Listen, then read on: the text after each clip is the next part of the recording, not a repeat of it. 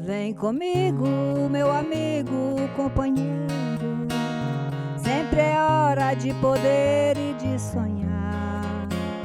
Não convém ficar aí o ano inteiro, esperando quando o carnaval passar.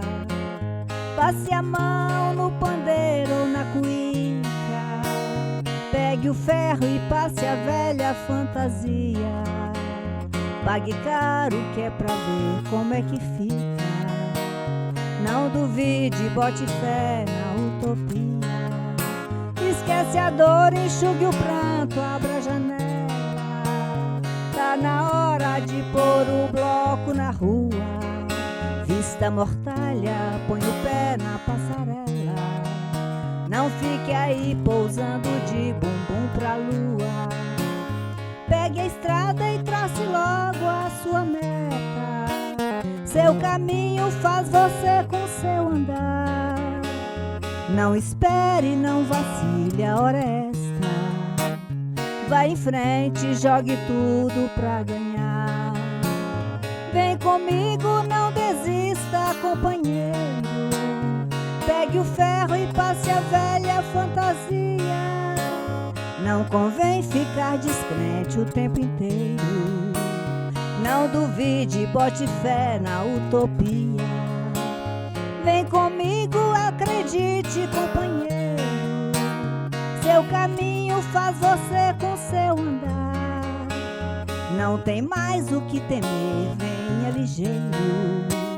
Só quem erra tem a chance de acertar. Vem comigo, aposte tudo, companheiro. Tá na hora, só lhe resta acreditar. O futuro já chegou, venha ligeiro. Vamos em frente, jogue o jogo pra ganhar. O futuro já chegou, venha ligeiro. Vamos em frente, jogue o jogo pra ganhar. Lula lá, brilha uma estrela, lula lá, nada se assemelha, lula, tempo de bonança, lula lá, brilha uma estrela, lula lá, nada se assemelha, lula lá, é o Brasil criança, lula lá, refaça a história, lula lá, resgate a memória, lula lá, plante a esperança.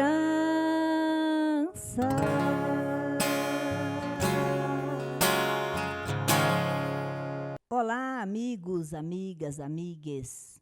Bem-vindos em Casa com Ceissa Simões, para o último programa da série Juntos pela Democracia. Ninguém solta a mão de ninguém.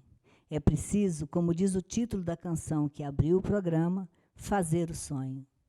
Vamos sonhando e esperançando rumo a um país e um Distrito Federal mais justos e igualitários. Vem com a gente, você também. Deixe aí seu comentário e o seu like. Se inscreva no canal. Compartilhe com a família, com os amigos. O caminho faz você com seu andar. Vamos fazer o nosso caminho rumo à democracia. Essas eleições são esperadas com expectativas só vistas no período das diretas já, com um diferencial importante, a polarização. De um lado, o ataque sistemático às instituições democráticas e os preceitos constitucionais, e do outro, a defesa radical da democracia e dos direitos humanos. A terceira via não pegou, porque não tem meio termo na conjuntura política que estamos vivendo no Brasil. Para me ajudar nessa conversa, recorro mais uma vez ao meu mais frequente convidado, o professor Djalma, poeta Djalma Queiroz. É com enorme satisfação que trago aqui para conversar com a gente hoje sobre o futuro do DF e do Brasil, o deputado distrital pelo Partido Verde, professor Leandro Graz, nosso candidato ao governo do DF, pela Federação Brasil da Esperança de Lula e de Alckmin. Bem-vindo a todos em Casa com Ceissa Simões. Bem-vindo também, deputado. Obrigado, Ceissa, professor Djalma. Alegria estar aqui. Uma honra. Parabenizar por esse momento, por esse espaço, dos artistas, das lideranças, de quem ama Brasília, de quem ama o país. Seja muito bem-vindo. Eu vou começar perguntando quem é Leandro Graz por Leandro. Leandro Graz é brasiliense, nascido em 1985, crescido em Brasília, aqui construí minha vida, aqui construí meu projeto de vida profissional, familiar, aqui construí meu ativismo político na escola. Eu fui bolsista do Colégio La Salle, que é um colégio confessional. Foi onde eu comecei a militar através da Pastoral da Juventude Estudantil, uma pastoral social da Igreja Católica. E Leandro Graz é filho da Fátima, do Célio, é irmão da Karine, do Cristiano, esposo da Marcela, tio do Lucas. É um cidadão que, em 2018, decidiu se colocar à disposição para a vida pública, me candidatando a deputado distrital. E, desde então, lá na Câmara, tenho lutado por aquilo que eu e muitos outros cidadãos, cidadãs acreditam, que é a educação, o SUS, a cultura e tantas outras pautas. Que bom. Muito bom saber mais de você, né? Você é um jovem que está chegando para a gente, né? A gente tem visto, assim, eu digo que a Câmara Legislativa a gente já esteve mais próxima dela. Então, hoje, a gente conhece muito poucos representantes nossos que estão na Câmara. Então, é muito bom hoje estar aqui com você. E, claro, melhor ainda, porque é o nosso representante, você será o nosso representante no Buriti. Djalma. Muito bem. Eu quero cumprimentar o Leandro e dizer, né, para quem está vendo esse programa, que se existe algo de novo na política de Brasília e do Distrito Federal, esse algo novo é você, Leandro. Eu tenho ouvido os seus discursos, eu tenho acompanhando as suas falas, e você faz esse algo novo na política, né? Muita gente fala, né, eu sou contra a velha política. Isso é só conversa, né? E, diante isto posto, eu queria fazer uma provocação ao Leandro Graz, né, e perguntar para ele o que move um jovem político, não é, que é deputado distrital e agora se candidata ao Buriti. O que move Leandro Graz, não é, a encarar esse desafio que é governar Brasília, que se encontra hoje, não é, num estado lamentável, e a gente poderia até dizer que Brasília hoje está desgovernada. Professor, sem demagogia ou abstração, o que me move são as pessoas. O que me move é ver as coisas acontecerem para a gente ter dignidade, para as pessoas estarem melhor, para que elas sejam cuidadas. E aí, falando mais objetivamente das políticas, nós que somos de Brasília, que temos amor por Brasília, nos deparamos com uma certa frustração de Brasília não ser a capital, não é só política do país, mas a capital de tudo. A capital cultural, a capital da preservação ambiental, a capital da saúde e da educação. Isso me move. Me move um sentimento. O que me move é uma certa vocação, um chamado mesmo a servir, poder oferecer algo para a minha cidade e construir positivamente, coisas que beneficiem as pessoas que mais precisam, em especial. A pobreza me move, a desigualdade me move, a violência que é praticada contra diversas pessoas me move. E é por isso que eu estou, nesse momento, me colocando, sem nenhuma pretensão ou nenhuma vaidade, me coloquei mesmo a serviço. Sabemos dos nossos desafios, das nossas limitações, mas também com muita humildade para aprender, para a gente construir isso junto. Com certeza será juntos mesmo. Mas as políticas demolidoras do Bolsonaro têm eco aqui em Brasília, né? A gente tem, né, repercutem aqui, primeiro por ser o centro, né, do governo, e segundo porque o governador também, né, se elegeu à sombra de Bolsonaro, evidentemente. Na onda Bolsonaro. Sabemos, na onda Bolsonaro, e, claro, tem um compromisso com ele, né? Então, fala um pouco para a gente do que é esse governo e o que foram como você vê a repercussão disso para Brasília, para o entorno, né, para a região metropolitana como um todo, que nós estamos perdendo nesse momento com Ibanez. Ceissa, tanto o Ibanez quanto o Bolsonaro são reflexos de um processo que a gente começou a vivenciar na minha avaliação em 2013, sim, de muita criminalização da política, de muita negação da política, de desestímulo à política. E que é orquestrado também, né? Sem dúvida. Convenceram as pessoas muito, né, disso. Então, tudo o que tem a ver com a política, de certa forma, começa a ganhar uma conotação negativa. E aí, o pior são usurpadores como eles se utilizarem dessa criminalização e da negação da política para fazerem uma política de perversidade, se dizendo não políticos ou se dizendo gestores e não políticos, embora Bolsonaro tenha sido deputado 7 mandatos, Ibanez construiu politicamente na OAB, construiu politicamente no ambiente da justiça, se colocarem e conseguirem alcançar os espaços. E aí, em relação ao Distrito Federal, quando o Brasil vai mal, o DF vai mal. Sim. Nós somos a síntese do Brasil. E aqui, principalmente, se tem um governador que pactua com o projeto de morte, aí é que a coisa se agrava. Portanto, não à toa Brasília voltou ao mapa da fome, como o Brasil voltou ao mapa da fome. Aqui nós tivemos um índice de mortalidade pela Covid altíssimo, foram mais de 12 mil pessoas, quase 12 mil pessoas, aliás, foram vítimas da Covid. O Brasil foi referência negativa também em número de mortes pela Covid. Ou seja, tudo aquilo que Bolsonaro estabeleceu, impôs ao Brasil de violência, de morte, de destruição, e Ibanez impôs ao Distrito Federal. Repercutiu e ele fez mesmo, né? Atuou junto. Exatamente. Muita gente fala, o desgoverno. Na verdade, é um governo da destruição. Eles sabem muito bem o que eles estão fazendo. Governo demolidor mesmo, propositadamente. Eles sabem muito bem. Eles definem pessoas para operar essa destruição. Veja, Damares. Damares, ministra da Cidadania, das mulheres, das crianças. Deixou de executar quase 70% do dinheiro. Flávia Arruda virou secretária de governo, ministra do Bolsonaro, para operar o orçamento secreto para comprar o Congresso Nacional. Então, isso não é por acaso. Não. É tudo uma política, de fato, direcionada. Pensada, né? Djalma. Bem, o Leandro, claro, vai encarar muitos desafios. E a gente acredita mesmo, sabe, na sua vitória. Não é? Na sua tenacidade, você passa isso, uma tenacidade. Exato, E outra coisa, você fala ao coração. Emociona, viu? Eu nunca vi falar. A palavra amor está, né, sempre nas tuas falas. Né? Isso para mim isso é diferente. Né? Para a gente isso é diferente. Né? Sim.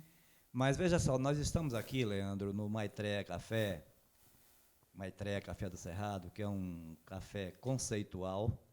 Não é? A Conceição é sócia, né, da Elana Mara, né, que é foi quem idealizou o café. Foi quem idealizou. É uma proposta interessante porque esse café ele pretende, né, colaborar também na defesa do bioma cerrado. Né? O que é servido aqui nesse café? Ele tem sempre frutos do cerrado e utiliza cafés que são plantados também no cerrado, né, cafés com a preocupação especiais. De preservação do cerrado. Usa a farinha de jatobá, né, para fazer panquecas, né, com mel de abelha, que são abelhas silvestres, né, e também vende, comercializa em consignação produtos dos quilombolas, né, principalmente ali de Cavalcante, e também comercializa produtos feitos por pequenos produtores, o biscoito de queijo, com sabor de piqui, essa coisa toda. A louça também são de artesãos que repetem a beleza do cerrado, reproduzem a chapada Serra da Capivara. Serra da Capivara. Em São Raimundo Nonato também a gente trouxe louça. E Brumadinho, Minas. Brumadinho também, a louça, toda essa louça é de Brumadinho. Dessas duas e Serra da Capivara. Origens. Bom, nós estamos. Eu citei o Café Maitreya, claro que a gente está dentro, a gente se cedeu esse espaço para a gente fazer esses programas especiais. E aí o desafio deste governo também, eu acho que é incentivar o pequeno empreendedor, né? Mas incentivar de verdade, porque muitas vezes as propostas do governo ficam sempre no discurso, não é? E de efetivo nada. Então, a dificuldade que você tem para chegar no banco, não é? E pegar um empréstimo para você, né, dinamizar e criar mais empregos, porque todo mundo sabe, não é novidade para ninguém, que são as pequenas empresas e os microempresários, né, os pequenos empreendimentos, é que mais empregam nesse país, né? Eu queria, então, perguntar para você qual é a sua proposta de governo, qual é o seu programa de governo para esse nicho da população, para esses pequenos empreendedores. Professor, hoje muita gente deixa de empreender ou empreende e fracassa logo ali na frente. Primeiro, como o senhor colocou, pela falta de microcrédito. Então, nós queremos ampliar o acesso ao microcrédito, em especial para mulheres empreendedoras. Existe uma lei de minha autoria que foi aprovada no ano passado e que não foi regulamentada e nem implementada por este governo. A gente chama de Lei do Empreendedorismo Feminino, mas ela, na verdade, é uma lei que envolve um conjunto de ações para fortalecer a inclusão econômica e produtiva de mulheres. Entre as ações, o microcrédito. E o microcrédito ele tem que variar, sim, em relação à sua disponibilidade, em relação às taxas de juros, entre outros fatores, priorizando aqueles negócios que têm maior apelo às necessidades e às vulnerabilidades sociais e às questões da sustentabilidade. Então, um empreendimento como esse, um café que valoriza os produtos do Cerrado, que valoriza a agricultura familiar sustentável, que valoriza as culturas tradicionais, ele precisa estar na frente em relação a esse acesso. E entram as estruturas do governo, não só o BRB. Nós estamos prevendo a criação de um fundo distrital de microcrédito, atrelado a arrecadações das próprias empresas públicas e da própria Terracap, para que a gente tenha uma frequência intensiva de acesso ao microcrédito, mas a gente também tem que trabalhar no ambiente regulatório, que hoje é muito complexo e é muito confuso. Brasília caiu 59 posições no ranking do empreendedorismo, justamente porque aqui ficou mais confuso e mais difícil de se empreender. São licenças diversas em órgãos diversos, burocracia excessiva. A burocracia é terrível. Tempo, né? Tempo entre abrir. Às vezes você empreende, e empreender é tentativa e erro. Às vezes você quer mudar de ramo, de segmento. Entre você fechar aquele pequeno negócio e abrir um segundo, são meses, o tempo é muito longo. Portanto, microcrédito, desburocratização, ambiente regulatório mais acessível são algumas das medidas que a gente prevê no programa de governo. E, claro, com a ajuda e com a participação do governo federal, porque o nosso companheiro Sem Lula dúvida. vai estar lá. Ah, sim. Com certeza. E Lula tem feito esse Certeza. compromisso com o micro e pequeno negócio, que é quem gera mais emprego. 70% aproximadamente dos empregos são gerados aqui em negócios como esse café maravilhoso que a gente está. Obrigada. Então, e a relação emprego, trabalho-emprego, né, tem assumido novas caras, né? Está mudando, o capitalismo não brinca, né, com essa história.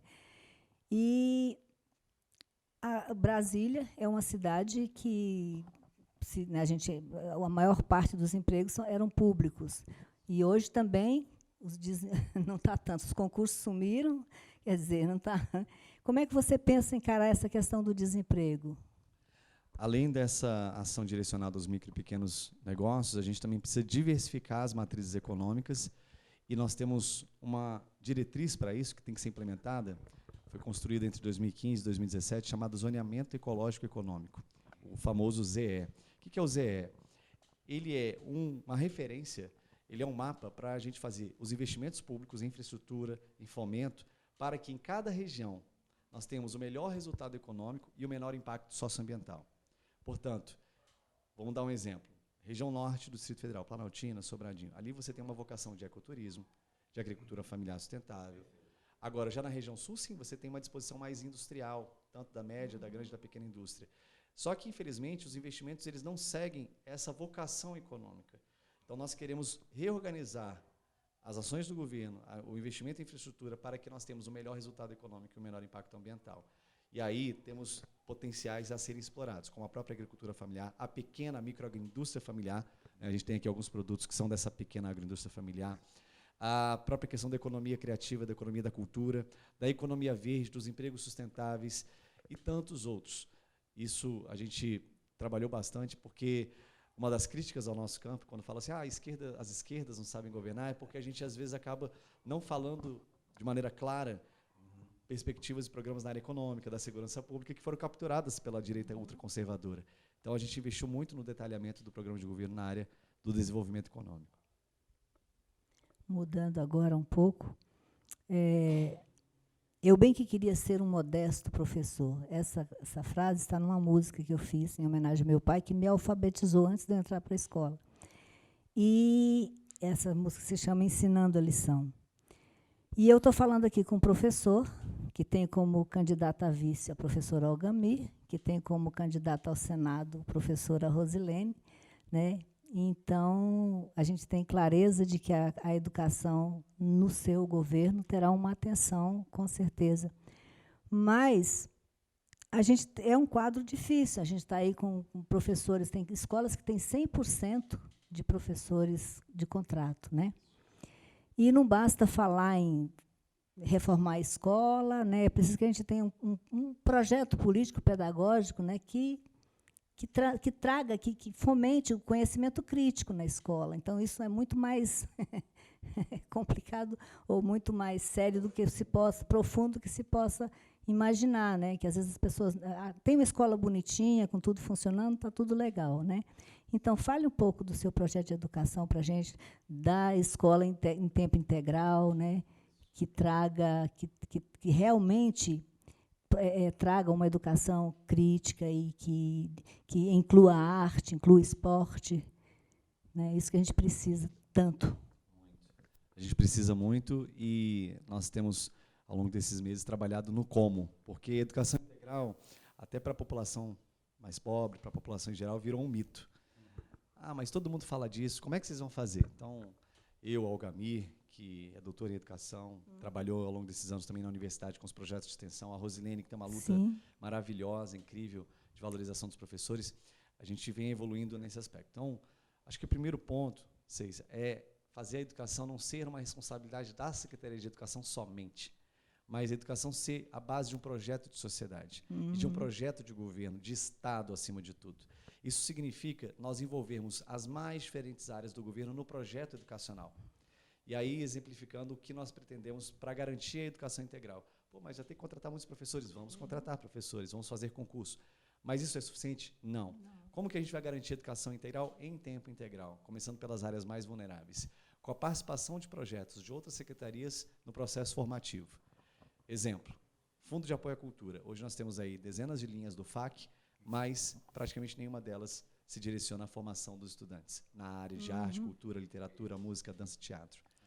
Na Secretaria de Ciência e Tecnologia, na FAP, nós não temos nem o edital do Fundo de Apoio à Pesquisa para fomento à iniciação científica e ao saber científico das escolas públicas, para fomentar, por exemplo, os projetos de robótica que existem hoje na Secretaria de Educação. Nós não temos na Secretaria de Desenvolvimento Econômico nenhuma ação que se direcione ao fomento do empreendedorismo criativo. E isso é o que a gente quer fazer. Começar a vincular programas e orçamentos das demais secretarias na formação dos estudantes. Não só dentro da própria escola, mas em equipamentos públicos atrelados à escola, com a conexão, a chamada intersetorialidade.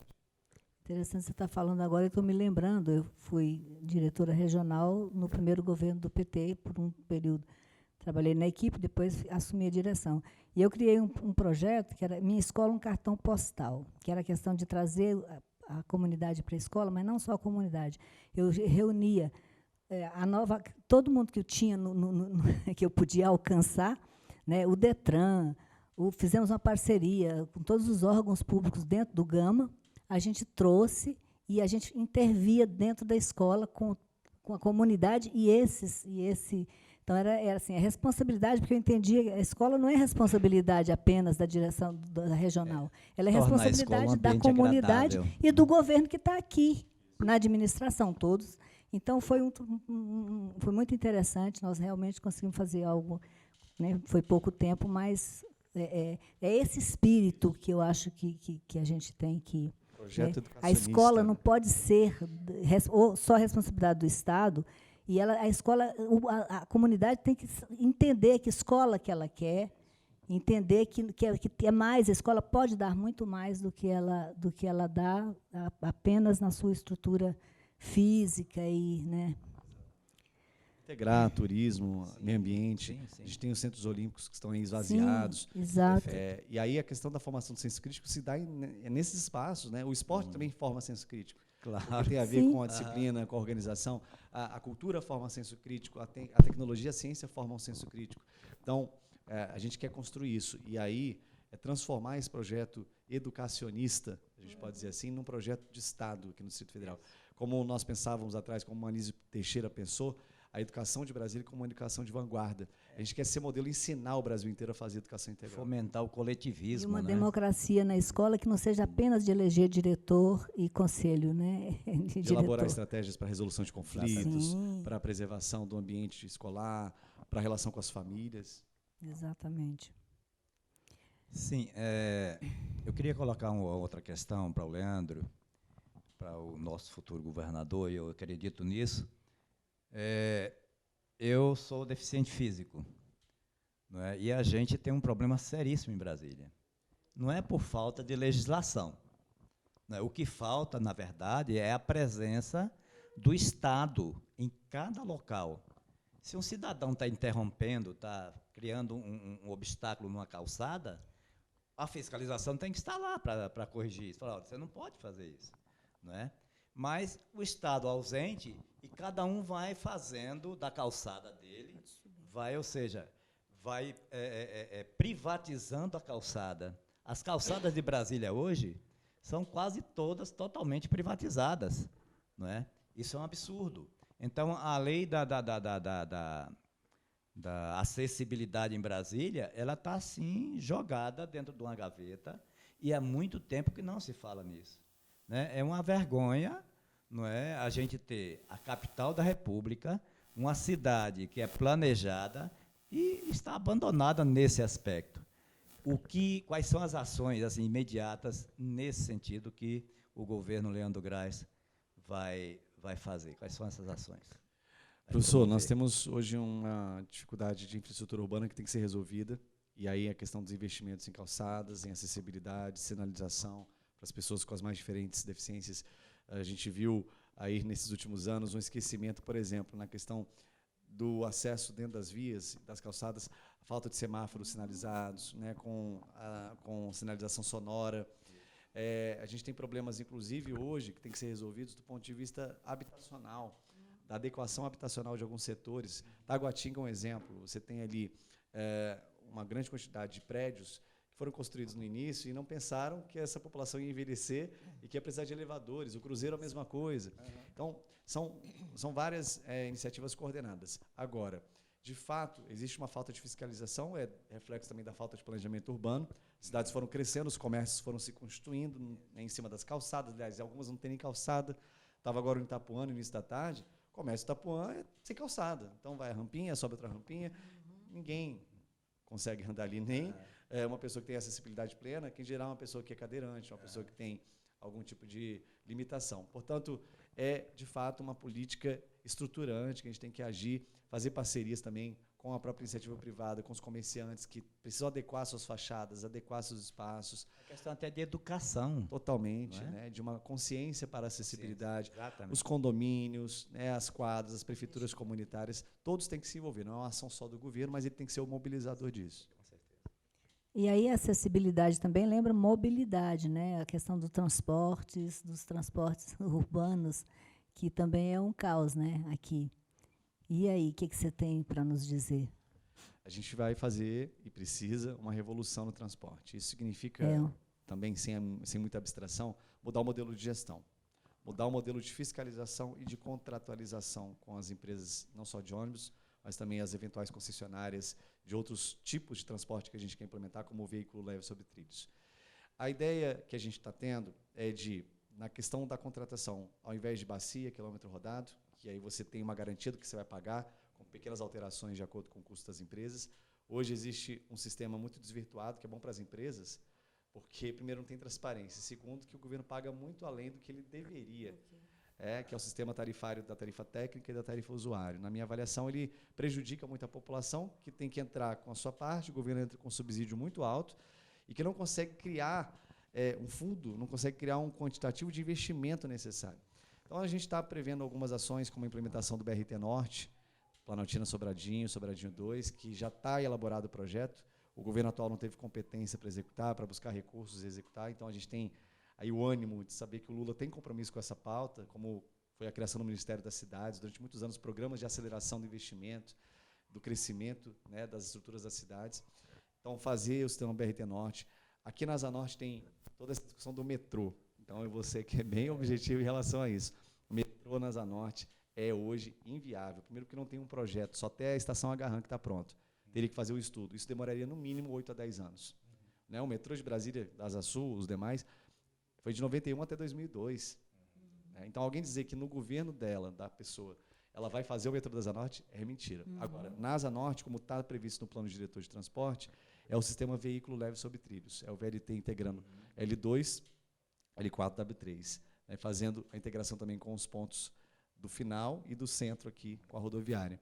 Então, assim, são várias ações. O bilhete ir e vir, que é um incentivo a quem usa o transporte para pagar um valor menor, que é contratar o serviço por período e não pela quantidade de viagens que a gente quer implementar. O Corujão, que já é o início de uma tarifa zero, de meia-noite às 4 da manhã, para os trabalhadores do setor de bares e restaurantes, noturnos.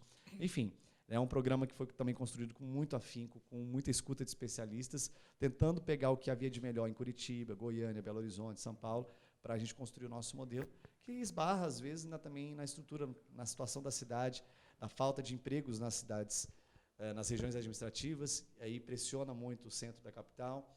Então, mudar o sistema de mobilidade também implica em mudar o modelo de desenvolvimento econômico, que é o que a gente quer fazer. Ainda nessa questão da acessibilidade, uma outra coisa que assim a gente vive e observa, as pessoas, por exemplo, as farmácias de alto custo, esses serviços de atendimento a pessoas que precisam, né, eles estão tão deslocados, tão difícil o acesso, que a gente não acredita que aquele serviço, né, porque tem gente que nem consegue chegar lá. Na farmácia de alto custo, por exemplo, é um exemplo, que está lá no CIA, num espaço assim, o ônibus que chega está no mínimo assim, que distância ali. Funciona na parte da manhã. Só de manhã. Então, são coisas assim que a gente precisa ter, né? É uma comunidade que precisa, um segmento que precisa, né, desse recurso, desse serviço que o governo presta, com muita razão e com muito direito do cidadão. Mas precisa ser acessível. A farmácia de alto custo é um exemplo do prejuízo da centralização. Tudo que é muito centralizado gera exclusão. Então, em relação à saúde, é o que a gente está prevendo, que a gente quer implementar, que é um processo amplo de descentralização da saúde, com a ampliação da atenção primária, com a ampliação das unidades de atendimento, sejam elas farmacêuticas, centros de práticas integrativas. É o que resolveu a situação da saúde crítica em vários estados e municípios. É você capilarizar o sistema e não concentrar. A demanda da população, geralmente, até pelo imaginário do que é a saúde. A gente quer hospital, a gente quer hospital. E a estrutura, assim, hoje eu não sei mais, mas assim, tem uma capilaridade até boa, a estrutura de saúde no Distrito Federal. A gente sabe que tem. É uma questão de fazer funcionar, abrir aquilo para a comunidade, né? Exatamente. Para a pessoa que precisa, para o cidadão. Isso. Essa questão da regionalização é muito importante, da capilarização é muito importante. Agora, não basta ter o equipamento, tem que ter os profissionais. A gente tem visto aí a reclamação das UPAs. O Ibanez inaugurou algumas UPAs, mas não tem médico, não tem enfermeiro. Então, a população ela se sente meio desassistida. E a questão dos hospitais, né? É claro que a gente vai prever a construção de novos hospitais, mas o foco da saúde é a atenção básica, é a atenção primária, é a prevenção. É a prevenção. O médico da família, o médico de família é importantíssimo, né, para você fazer com que o cidadão não precise ir ao hospital. Exatamente. Né? Saúde não é tratar doença, né? Exatamente. É a prevenção, né? As vacinas que hoje estão aí, um negacionismo, fez com que várias endemias estão voltando, inclusive, por falta de política de vacinação, quando o país era um exemplo no mundo disso. E Brasília, por ser uma unidade menor do que as outras 26 da federação, aqui, em tese, haveria uma facilidade, mas a gente está em 12º lugar na vacinação. A vacina já demorou a chegar e o governo não conseguiu até agora organizar. Até agora, vacinar as crianças contra a Covid é absurdo. Desperdiçamos 140 mil doses. Desperdiçamos o Distrito Federal, mas foi o governo, na incompetência dele, que desperdiçou 140 mil doses na semana passada de Coronavac. Jogou no lixo. porque venceram, não podiam ser aplicadas. E as crianças sem vacina. Mas voltamos a falar um pouco de um tema mais ameno, né? Da cultura, né? Você é um gestor cultural e sei que gosta de música, toca. Eu sei não, todo mundo sabe, que a gente já viu aí nas redes sociais você cantando e gosta de rock, é? Eu gosto de vários estilos, né? Eu gosto de música boa, né? Acho que eu vi você tocando um rock, Só eu tem acho. dois Já tipos tive de banda música. de rock, já tive Ah, banda tá de vendo? Você tem... pé de serra. Já É? Olha, que legal. Na Isso época da só existe UNB. dois tipos de música, música ruim e música boa. Né? Exatamente. Já toquei em banda de baile. Pois é, que maravilha. Pois é, então a gente já... Né, mais um parceiro nessa história aí, né, A que a cultura é gente muito importante. que vem para o Distrito Federal. E aí a gente vê o Teatro Nacional, né? O que é isso? Patrimônio Abandonado, da um patrimônio humanidade. entregue às baratas, um patrimônio cultural tombado, né? E aí a gente vai para o Gama, tem o Cine Itapuã também, né? Eu estou falando dessas duas realidades. O Teatro Nacional é de conhecimento público e o Gama, né? Porque eu sou moradora no Gama e, né, a gente perdeu aquele espaço já faz muito tempo e nunca é recuperado. E o que você tem a dizer para a gente da cultura? Vamos reabrir o Teatro Nacional, vamos reabrir o Cine Itapuã, vamos reabrir o Teatro da Praça Itaguatinga. A gente tem um compromisso de buscar todos os recursos possíveis para construir equipamentos culturais em Santa Maria, onde não tem, São Sebastião, onde não tem, Itapuã.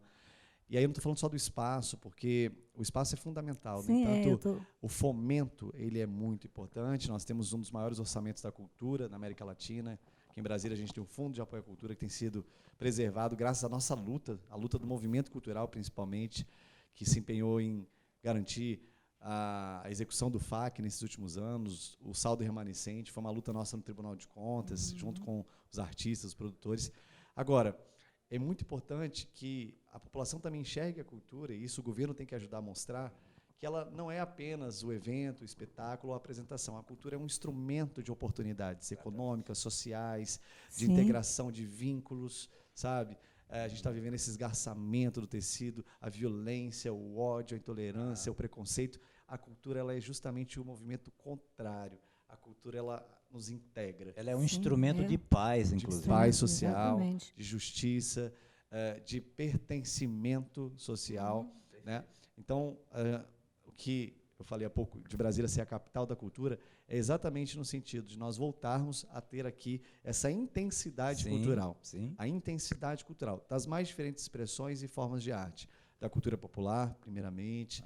Também fazer Brasília voltar a ser um espaço... Artesanato, né? Artesanato, o cinema, o audiovisual, a música, o teatro. E, principalmente, né, nos fazer ser a síntese do Brasil, as culturas regionais que aqui se encontram, a diversidade brasileira que aqui se encontra, da cultura quilombola, indígena, da cultura do norte, do nordeste, Brasília do hoje, sul. exatamente. Brasília é um a celeiro, síntese, né? é um celeiro. Né? A Pensando- criatividade aqui está esperando, não é, que lhe deem oportunidade de surgir, de se mostrar. Sim, é um celeiro de artistas, né? E a gente, assim, a gente se distancia, é excluído da cultura, porque os eventos que vêm para Brasília são muito caros. Às vezes compensa mais ser em São Paulo assistir do que um show, ou passar 10 dias em São Paulo vendo, porque aqui é quase impraticável, né? A gente teve um período, e aí foi de 95 a 98, o governo Cristóvão, na época, vocês vão se recordar, tinha temporadas populares. Era fantástico, todo final de semana a gente tinha atividades culturais nas cidades, nas praças. Eu me lembro do Belchior no Cine Itapuã. Belchior. Um negócio maravilhoso. Incentivando a vida também de artistas de referência nacional, alguns brasilienses ou candangos que foram para fora e voltavam para se apresentar aqui. Exato. Então, é pouco disso que a gente quer resgatar e avançar ainda mais. Nós temos o movimento junino, que é muito forte, nós temos as festas tradicionais da cidade. Antigamente tinha a festa dos estados, né, que fazia esse encontro. Nossa, eu das tinha até me culturas. esquecido já. Lembra da festa dos estados? Era tão legal ir e comer comida típica de todo exato. cantinho, sei lá, beliscava um pouquinho aqui, um pouquinho acolá, Pois a musicalidade de cada estado brasileiro. Então, é isso que eu gostaria de ver acontecer em Brasília, é isso que me move, é a gente, de novo, ser a capital da cultura, a capital de todas as expressões culturais e dinamizando também a nossa economia, gerando emprego e renda, gerando trabalho. Nós temos aí os profissionais do backstage, né? Nós temos os próprios artistas, os produtores culturais. Muita gente vai certamente se beneficiar na medida em que a cultura prosperar enquanto um espaço, né, de encontro. E entender também que a cultura é um fomentador econômico, né? As pessoas não sabem o quanto é, inclusive de emprego, quantas pessoas, um pequeno evento envolve, né, um número imenso de trabalhadores, de técnicos. A capacidade de trazer emprego que tem a cultura é muito grande. Comensurável, muito grande. A gente conseguiu aumentar os projetos durante o mandato, não foram muitos planos de trabalho, e a gente via, né, cada termo de fomento desse com recurso pequeno de 80, 100, às vezes um pouquinho mais, a gente gerava ali 15, 20 postos de trabalho, né? Então, a cultura, de fato, ela é esse instrumento também do desenvolvimento econômico. O número de pessoas sem ter o que comer aumentou significativamente no Brasil. Do início do presente século até 2013, os índices mostraram que a fome vinha em crescente queda, reduziu de 9,5% para 4,2%. Em 2014, a ONU declarou o Brasil fora do mapa da fome. Hoje, no entanto, a fome é uma tragédia que acomete 33,1 milhões de brasileiros, o que significa dizer que 15,5% da população não tem acesso à alimentação regular. No Distrito Federal, isso é perceptível nas ruas, às portas dos supermercados e nos sinais de trânsito. Centenas de pessoas desassistidas pelo atual governo dormem diariamente nas filas do CRAS, em busca de benefícios sociais. Este é um retrato cruel que temos que mudar. Tá na hora de acordar, ver que o tempo já passou, o que não dá mais pra negar é a fome que chegou, o que não dá mais pra negar é a fome que chegou. Em crise emergencial, o vilão é o salário, mais que um punhado de sal nunca vale um operário, mais que um punhado de sal nunca vale um operário. Tá na hora de acordar, ver que o tempo já passou, o que não dá mais pra negar é a fome que chegou, o que não dá mais pra negar é a fome que chegou. Pegue a panela vazia, tá na hora de bater. Não se fale em utopia quando não tem de comer. Não se fale em utopia pra quem não tem de comer. Tá na hora de acordar, ver que o tempo já passou, o que não dá mais pra negar é a fome que chegou, o que não dá mais pra negar é a fome que chegou. O menino no terreiro tá brincando de casinha, daqui a pouco é um berreiro por um naco de farinha. Daqui a pouco é um berreiro por um naco de farinha. Tá na hora de acordar, ver que o tempo já passou, o que não dá mais pra negar é a fome que chegou, O que não dá mais pra negar é a fome que chegou. Se a crença é a política, só tem que dizer amém. Sem a consciência crítica, pobre não vale um vintém. Sem a consciência crítica, pobre não vale um vintém. Tá na hora de acordar, ver que o tempo já passou. O que não dá mais pra negar é a fome que chegou. Tá na hora de acordar, ver que o tempo já passou.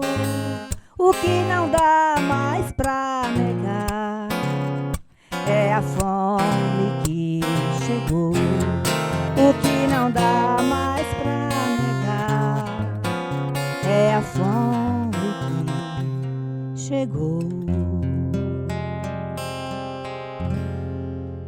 Antes da gente concluir, eu queria falar só de uma coisinha, voltar a essa questão da... Eu tenho uma canção que se chama Punhado de Sal, onde eu falo um pouquinho desse momento que a gente está vivendo, sobre da fome, a fome que voltou, né? A fome que chegou. E aí eu não poderia deixar você sair daqui sem falar dessa questão social, da fome, do CRAS, das filas do CRAS, né? É impossível a gente ignorar isso. Então, eu não posso deixar você sair sem falar disso, por favor. Eu queria começar falando da situação que a gente está vivendo por um testemunho que eu tenho experimentado rotineiramente desde o início do mandato, mas sábado, mais uma vez, eu estive no Santa Luzia, que é uma comunidade próxima ali à Estrutural. Praticamente todas as pessoas que estavam ali eram mulheres e crianças.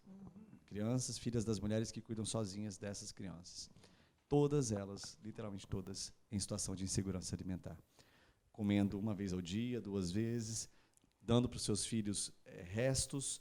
Agora que a indústria está produzindo cada vez mais esses restos, né, de leite, soro de leite. Ao invés de comer carne, as pessoas comem pé de galinha, comem osso. E isso é a alimentação daquela comunidade, em grande parte. Para enfrentar esse problema, nós temos que voltar a fazer um grande pacto, como foi feito no início dos anos 2000. Lula, naquela época, quando assumiu a presidência, disse que era a grande missão dele combater a fome. Nós tivemos programas sociais que foram evoluindo, amadurecendo, e nós precisamos retomá-los. O país foi reconhecido como sem fome, né, pela ONU, saímos do mapa da fome. Exatamente. E hoje retomamos essa tragédia. Retornamos essa tragédia. Brasília tem mais de 300 mil pessoas em situação de insegurança alimentar, que é um dos lugares onde tem mais gente, proporcionalmente falando. Para isso, primeira coisa, nós temos que recuperar os programas de renda básica, como era o Bolsa Família, aqui em Brasília era o DF Sem Miséria, um programa de renda básica que a pessoa que está cadastrada no CAD único, que está lá na assistência social, tem acesso a esse recurso, que é um recurso financeiro, para ela comprar comida, comprar o que é básico. O leite do seu filho, o papel higiênico, o material, aquilo que é essencial para a sua sobrevivência. E, paralelamente a isso, aí falando das filas do CRAS, que estão humilhando as pessoas, esse governo tem colocado milhares de pessoas na humilhação, nós temos um problema que advém da falta de investimento nas estruturas da assistência, falta de pessoal, são poucos CRAS para uma demanda muito grande, e esse fatiamento dos benefícios, que foi o que o Ibanez fez, que nós vamos consertar com a renda básica, também aumenta a fila. Porque antes, quem estava no cadastro único ia lá de 2 em 2 anos, renovar, se fosse o caso, ou alertar, informar que não precisava mais, mas agora não, a pessoa está no cadastro único e ela tem que ir de 6 em 6 meses para pegar o prato cheio, que é um programa inferior, de R$250. Então, a gente está propondo a unificação dos programas sociais na renda cidadã, que, complementariamente ao Auxílio Brasil, que o Lula disse que vai manter, a gente consiga alcançar R$ 1.200 de renda familiar aqui no Distrito Federal, para tirar as pessoas da extrema pobreza e colocá-las como prioridade nas políticas públicas de profissionalização, de capacitação, de formação, e elas possam, progredir, desenvolver na sua autonomia. E agora a última coisa que eu ainda vou falar. Seu partido, a bandeira o Partido Verde, é o meio ambiente, a preservação, né? E aí o lixo, eu não vou nem perguntar das outras coisas, só do lixo, né? Qual é a proposta? Porque é uma coisa assim, eu não consigo entender como é que não se resolve, como é que não se investe nessa, né, na solução desse grande problema. Nós só produzimos lixo e não sabemos para onde ele vai, ou sabemos e não queremos nem ver. Hoje, o nosso lixo vai para a aterro de Samambaia, em grande parte, e para as centrais de triagem, para as usinas de triagem. No entanto, é muito pouco do que é aproveitado. Cerca só de 3% é reciclado. E quando nós tratamos do lixo orgânico, do resíduo orgânico, isso tudo vai para o aterro. Não tem hoje nenhuma política de tratamento dos orgânicos no DF, a não ser ações comunitárias de compostagem. Eu apresentei uma lei, já foi aprovada e sancionada, que estabelece as diretrizes para o tratamento dos orgânicos. Entre eles a compostagem comunitária, residencial, mas também as micro-usinas de biodigestão para a produção de energia limpa e renovável, de biogás também, para que a gente aproveite esse resíduo ao invés dele ir para o aterro. Em relação aos resíduos secos, nós precisamos ampliar o potencial e a capacidade das cooperativas, principalmente. Descentralizar as cooperativas. Exatamente. Hoje elas sofrem muito com a falta de separação por parte dos cidadãos, das empresas, e falta também investimento lá na central das cooperativas para atendê-las com mais esteiras, com mais espaço, com mais galpões. Nós vamos fazer esse investimento com o governo federal. E também a gente precisa de um amplo programa de conscientização e educação ambiental, porque de nada adianta a gente ter as cooperativas lá na frente, se aqui atrás as pessoas estão misturando os resíduos, não estão separando, e isso prejudica muito a triagem, dificulta o trabalho dos catadores e reduz a sua renda. Vem de novo o problema da educação. Não é? Educar para aproveitar, tratar o lixo. Não é? A gente agradece você ter tirado esse tempo na correria para estar aqui com a gente, viu? E chame as pessoas para o dia 2 de outubro, traga para o seu projeto todos. Eu também vou estar chamando todo dia, mas, enfim, aproveite esse momento para fazer essa chamada. Primeiro, quero agradecer, Ceissa, professor Djalma, pela oportunidade de estar aqui com vocês. A gente aqui agradece. Parabenizar pela iniciativa, por esse espaço tão belo, tão importante. Quero convidar todas e todos vocês para, nessa reta final, nos ajudarem. Como? De porta em porta, de casa em casa, de amigo em amigo, familiar em familiar, contando, explicando que nós temos um projeto aqui no Distrito Federal, que é representado por mim, pela Ogamir, pela Rosilene, pela nossa federação, pelo nosso campo político, que é um projeto de recuperação da capital. Explicando, olha, apresente quem são as candidatas, os candidatos, digam sobre o que nós tratamos aqui, contem, passem para outras pessoas. E nas redes também, rua e redes. Nas redes no WhatsApp, nas redes sociais, multiplicando esse conteúdo que nós gravamos aqui hoje, passando para frente, para que mais pessoas nos conheçam. Nós estamos muito confiantes, professor Ceissa, que nós vamos chegar. Nós vamos chegar ao segundo turno e vamos vencer as eleições.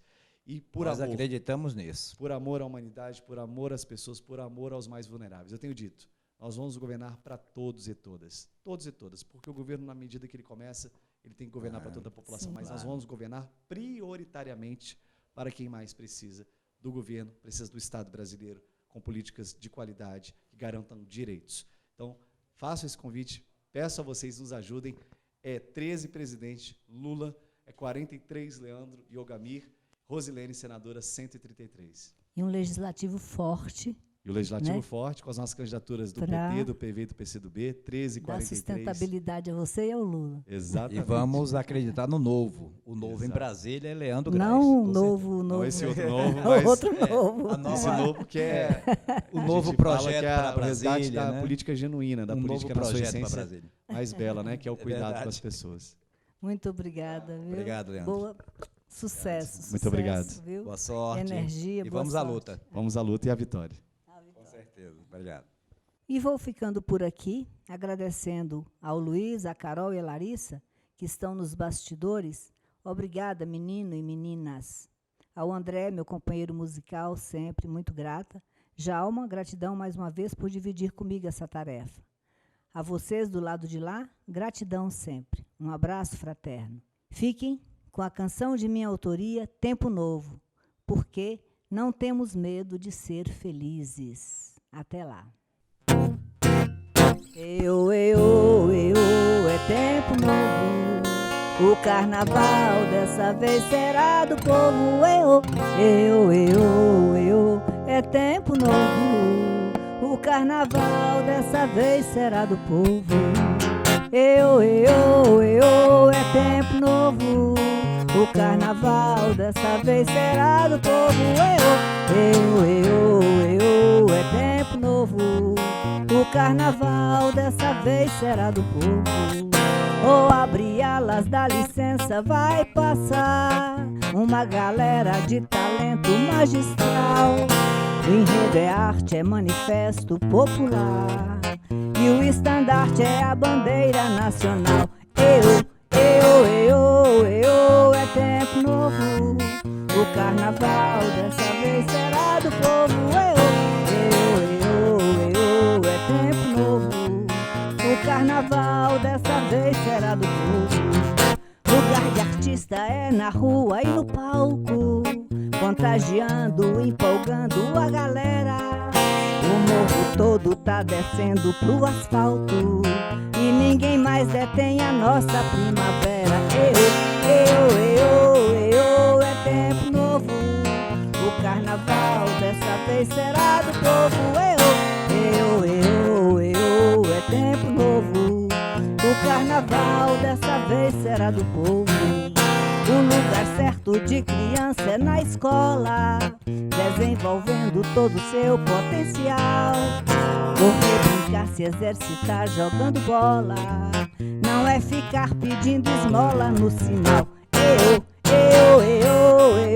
é tempo novo. O carnaval dessa vez será do povo. Eu, é tempo novo. O carnaval dessa vez será do povo. Lugar de preto é onde bem lhe aprouver, jogando tênis, pilotando o avião. Seja criança, adolescente ou mulher, tem é que estar no seu lugar de cidadão. Eu, é tempo novo. O carnaval dessa vez será do povo. É tempo novo. O carnaval dessa vez será do povo. E ninguém pode interferir no meu afeto, na emoção, no coração, no bem-querer. O que eu preciso é garantia de um teto pra dividir com quem eu queira conviver. Eu, é tempo novo. O carnaval dessa vez será do povo. Eu, é tempo novo. O carnaval dessa vez será do povo. É tempo novo, tempo de revolução. Venha, meu povo, não demore, a hora é essa.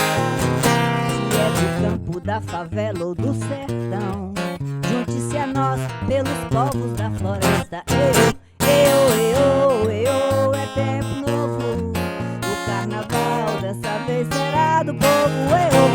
Eu, é tempo novo. O carnaval dessa vez será do povo.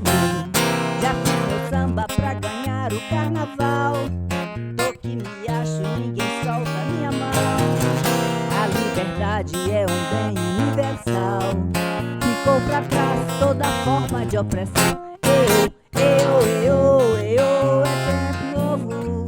O carnaval dessa vez será do povo. Eu, é tempo novo. O carnaval dessa vez será do povo. Eu, é tempo novo. O carnaval dessa vez será do povo. Eu, é tempo novo.